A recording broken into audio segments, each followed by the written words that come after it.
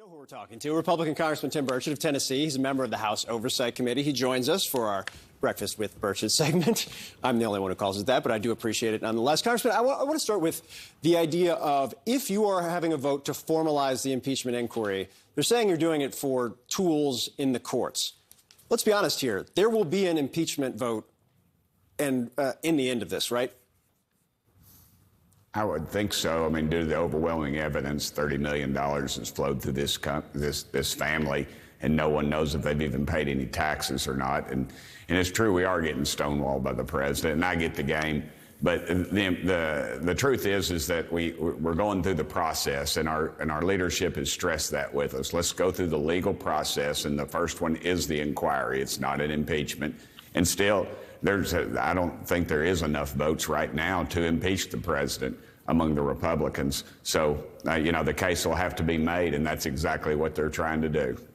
The House Speaker, it had been reported that privately had said that it wasn't totally clear if there was the evidence at the scale that you're talking about here, which the White House disputes. Is he wrong?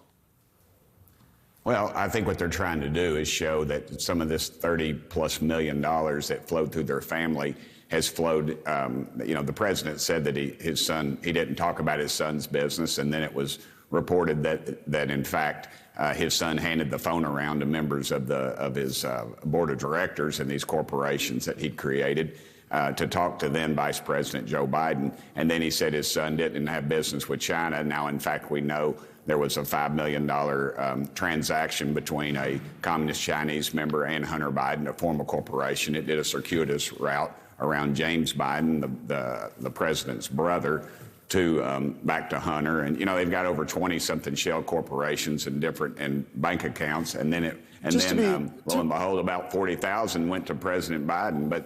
But you even have a letter from a bank that says, hey, we need to stop doing business with these cats because the money's flowing in, it's going out erratically, and they're not doing, and there's no product, And we go back to Trump, and I get it. Trump sold crappy ties and cheap steaks. That's what he did. Just go ahead. To go back, just to go back real quick, you make the point they need to show, or they feel they need to show, or directly connect the evidence to the allegations. Everything that you're laying out, I understand the independent numbers that you're laying out here. None of them have directly connected. Is that fair?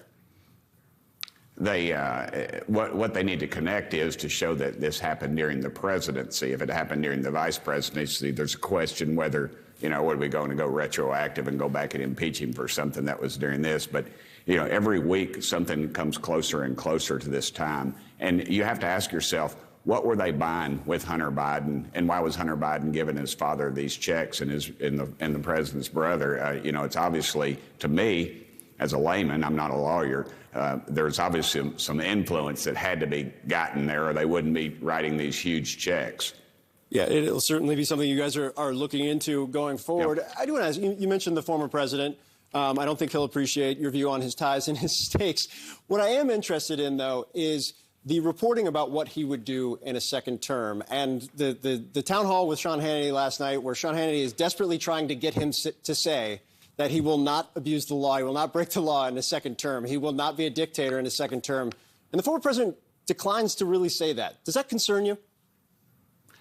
Well, not really. I didn't watch it. I don't watch those shows generally. Got other things going on. But everybody, listen, he's a New Yorker. He's a Yankee. I'm from the South. I say excuse me, and I'm sorry, and I try not to interrupt you.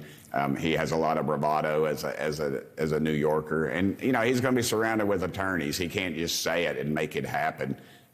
There's a process that everything goes through. And we have a judicial system, and that's what we've got. We've got a Justice Department who I think is corrupted.